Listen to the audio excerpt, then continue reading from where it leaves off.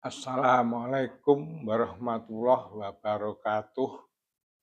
Rahayu. Mugi tansah pinaringan katentreman kabagaswarasan saha kawilujengan sedayanipun. Amin ya rabbal alamin. Saudara-saudaraku yang berbahagia, kali ini kami akan mengulangi video yang kemarin. Mungkin saudara-saudaraku video-video yang kemarin belum pernah melihat atau mendengarkan. Ini permintaan dari saudara-saudara yang lain yang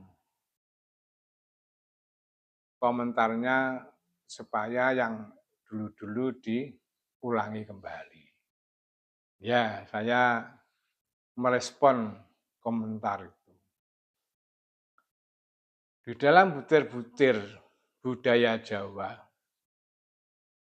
tertulis pangeran iku siji ana ing ngendi papan langgeng sing nganakake jagat iki saisine dadi sesembahane wong sak alam kabeh nganggo carane dhewe-dhewe. Pangeran iku siji, maksudnya itu begini.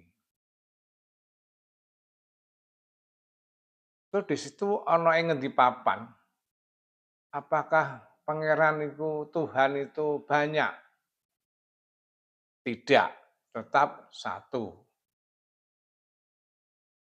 Semisal kalau di Jawa itu Esworo yang pangeran satu itu. Kalau yang ono ing ngendi papan ada di mana-mana itu adalah cahayanya atau tajalinya yang dikatakan bahwa itu namanya Purusa. Jadi Esworo mempunyai cahaya namanya Purusa. Terus kalau di saudara-saudara kaum muslim, pangeran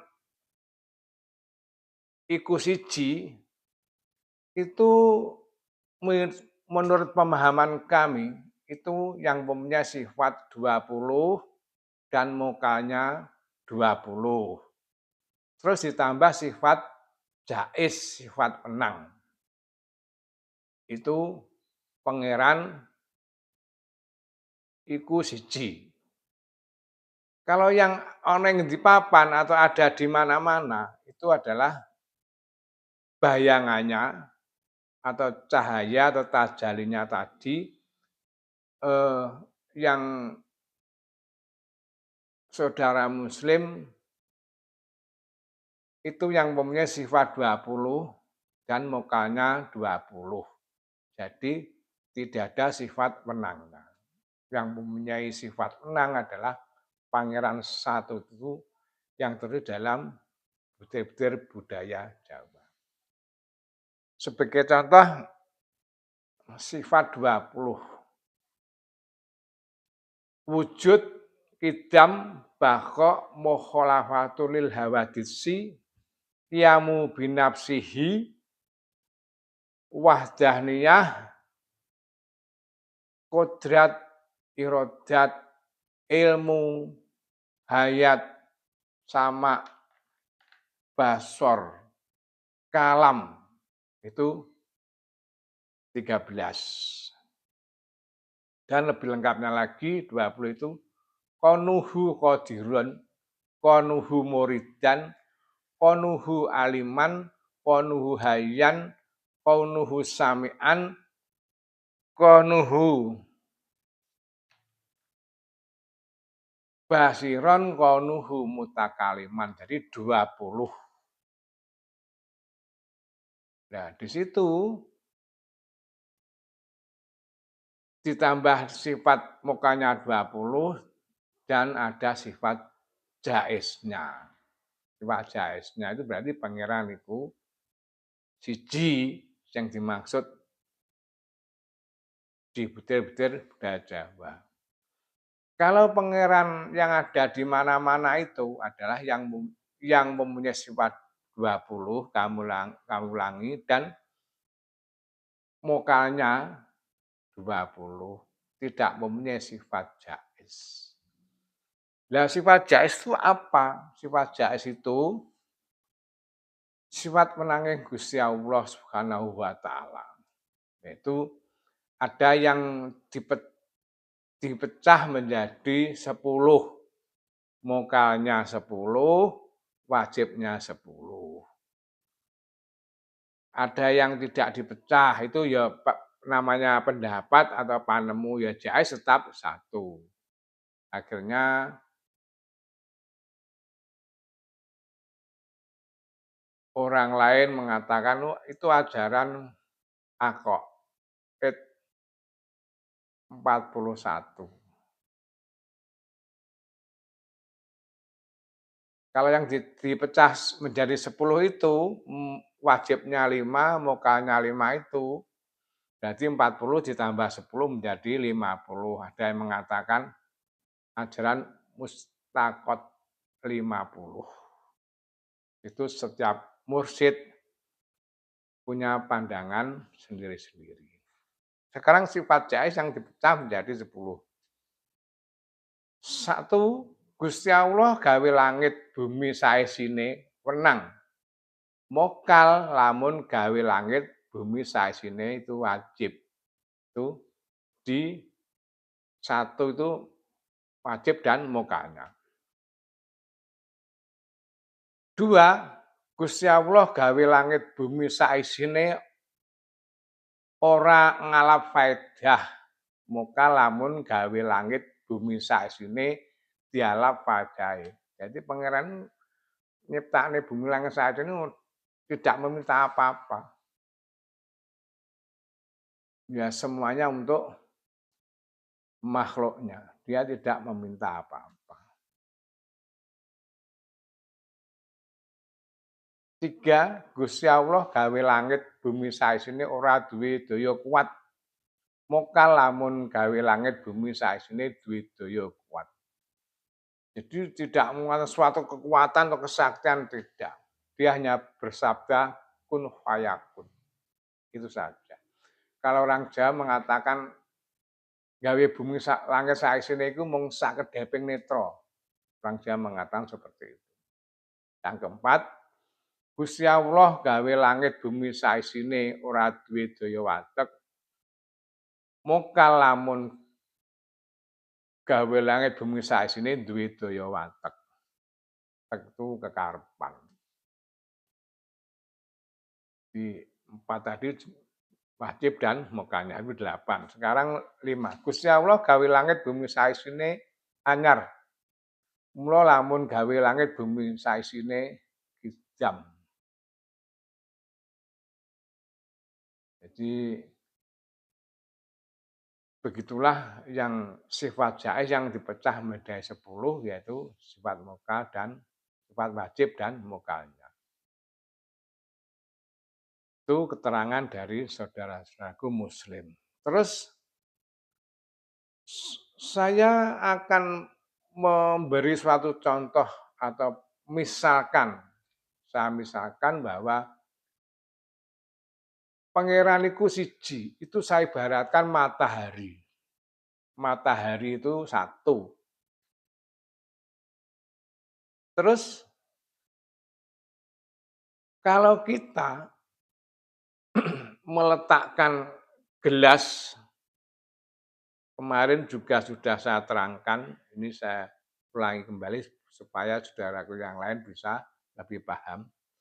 Kalau kita meletakkan gelas 1, 2, 3, seumpama 3 buah gelas. Gelas itu saya isi air. Yang satu saya isi air, yang kedua saya isi air, yang ketiga saya isi air. Gelas ini saya sebut badan wadah.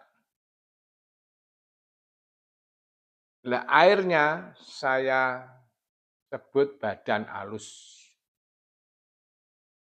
Kalau kita gelas berisi air tadi, 1, 2, 3, kita letakkan di hamparan luas waktu siang hari atau di lapangan, otomatis cahaya matahari satu tadi akan terlihat di dalam gelas yang berisi air.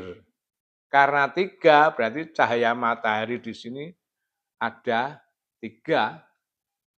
Kalau 100 berarti cahaya matahari di dalam gelas yang berisi air tadi adalah 100. Kalau 1000, cahaya matahari yang ada di dalam gelas itu adalah 1000. Itulah yang namanya ada di mana-mana, itu adalah cahaya yang di dalam gelas itu yang persis sama seperti matahari yang asli. Di sini ada cahaya matahari. Jadi kalau Allah ada di mana-mana atau pangeran itu ana ngendi papan ya Allah individu God. Jadi Allah dewi-dewi yang ada di dalam diri kita. Atau sebagai contoh yang ada di dalam gelas yang berisi air tadi.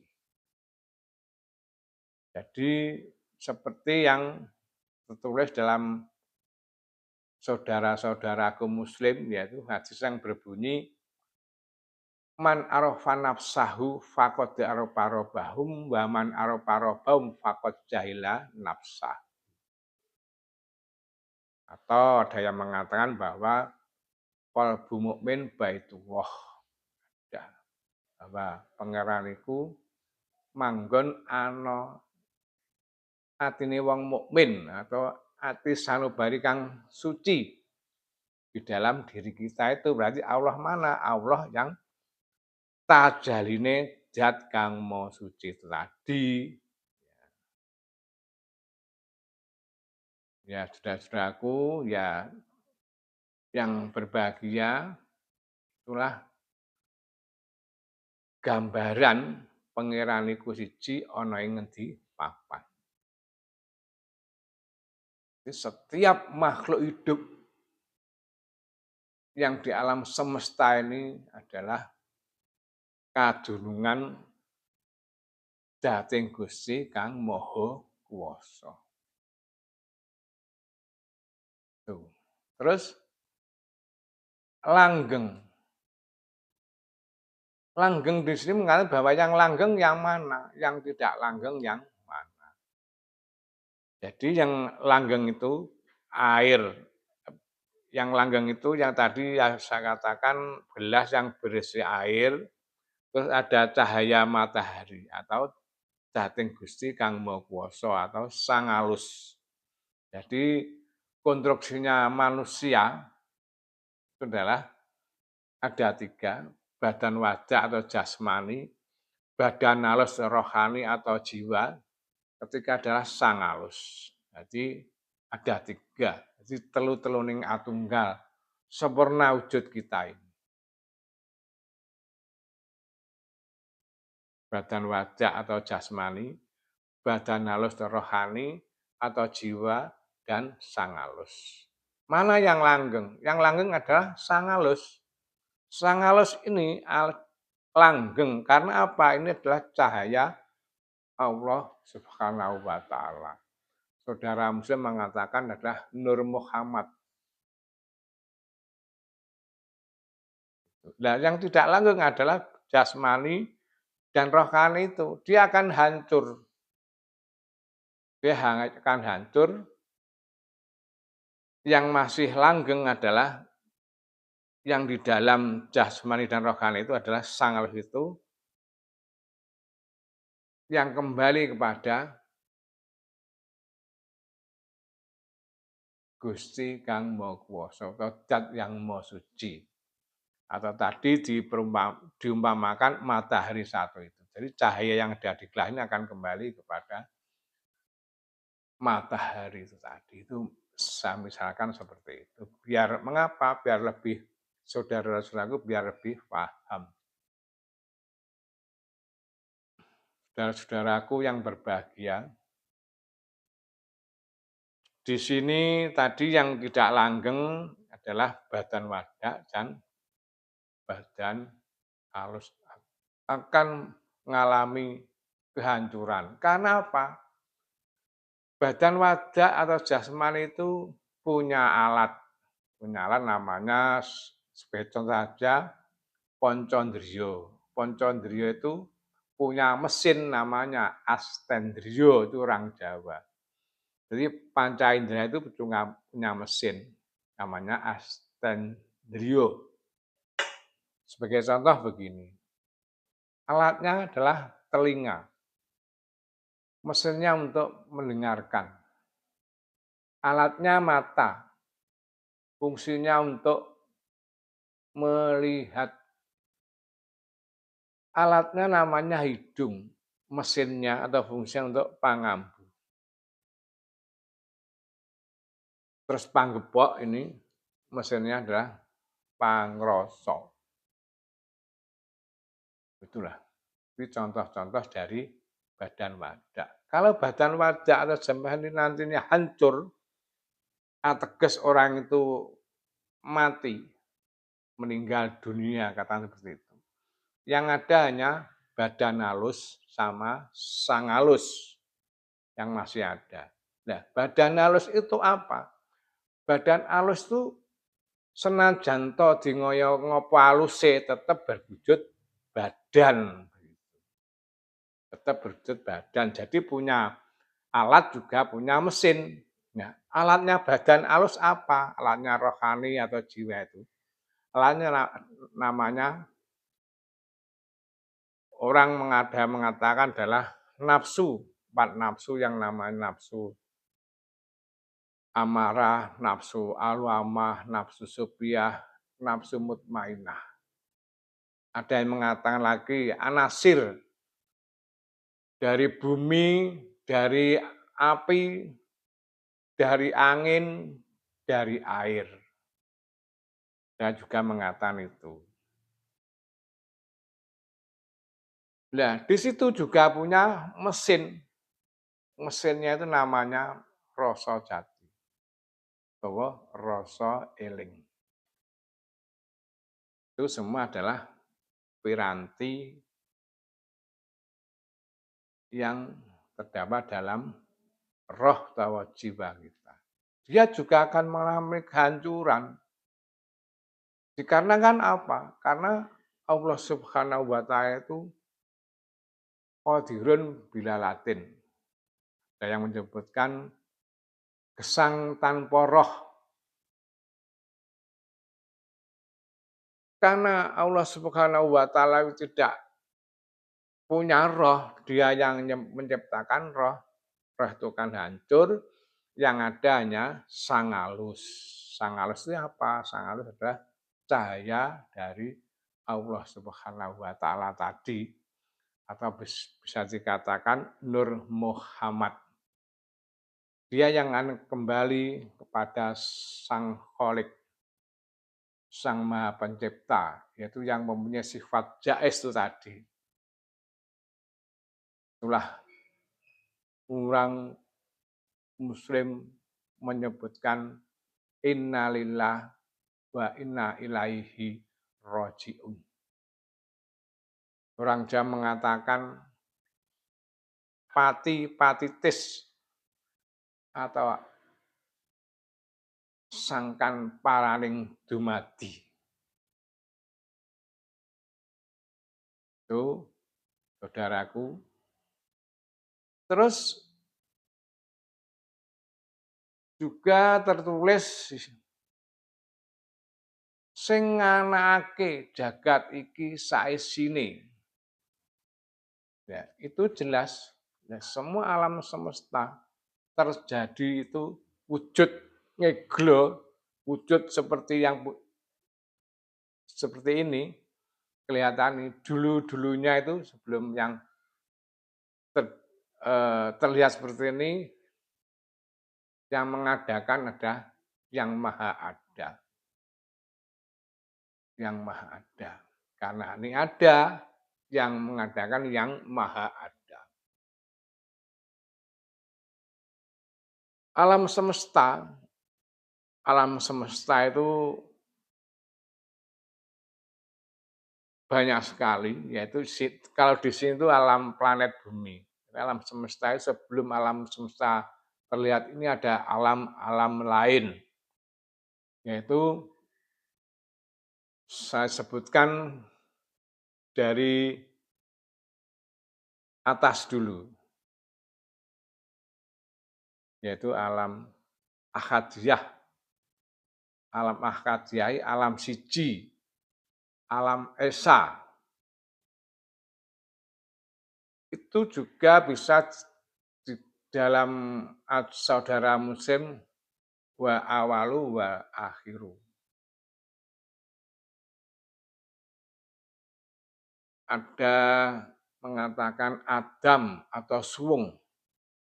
Jadi Adam itu bukan Nabi Adam, tapi Adam di sini Adam suwung yang artinya suwung.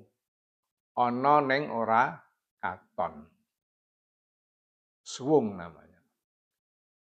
Saya mengatakan bapaknya Adam, bapak Adam itu adalah bapaknya suwung. Bapak Adam itu bapaknya suwung. Terus dia murba memancarkan cahaya, yaitu namanya alam wahdah.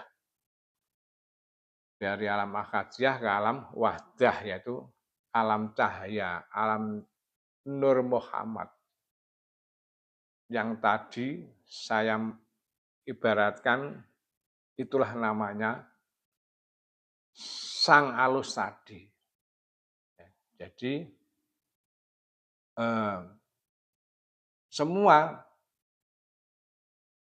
alam semesta ini terjadi karena adanya Nur Muhammad atau tajahining zat kang moho suci. Terus dia memancarkan cahaya lagi atau murba, ada alam fakdiah, alam sir atau alam rahasia. Yaitu dalam video kemarin saya katakan alaming sukmo. Sukmo ateges dari bahasa ilang, kasukman berarti kehilangan, jadi tidak terlihat. Begitu.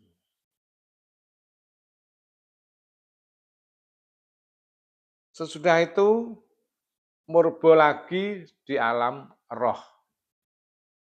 Alam roh itu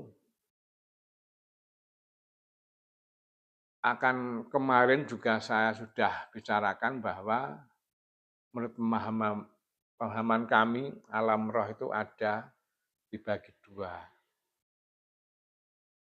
Nantinya ke badan wajah, yang satunya lagi ke badan halus. Apa badan wajah itu? Badan wajah adalah manusia, tumbuh-tumbuhan, hewan. Kalau badan halus itu malaikat, iblis, dan jin. Dan siapa setan itu? Setan itu adalah prajurit-prajuritnya iblis. Karena orang Jawa mengatakan iblis itu tetungguling setan. Seperti itu. Nanti pembahasan lain kita uraikan lebih jelas. Nanti video yang akan datang. Jadi sembahane wong salam kabeh nganggo carane diwi-diwi, lanjutnya dibutir-butir Jawa ini. Memang makhluk hidup tercipta dari bermacam-macam suku, dari bermacam-macam bangsa.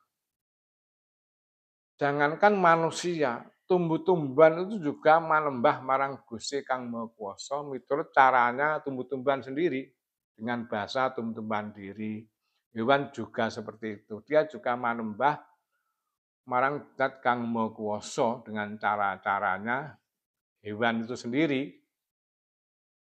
Jadi semua alam semesta itu sebenarnya adalah manembah marang Gusti Kang Maha Kuwasa miturut caranya masing-masing. Karena dia kadunungan Dating Gusti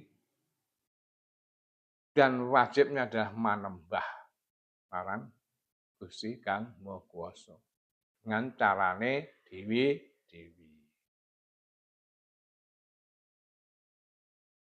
Cukup sekian ulasan kami. Mohon maaf kalau ada kekurangannya. Kritik dan saran di kolom komentar. Wassalamualaikum warahmatullahi wabarakatuh. Rahayu.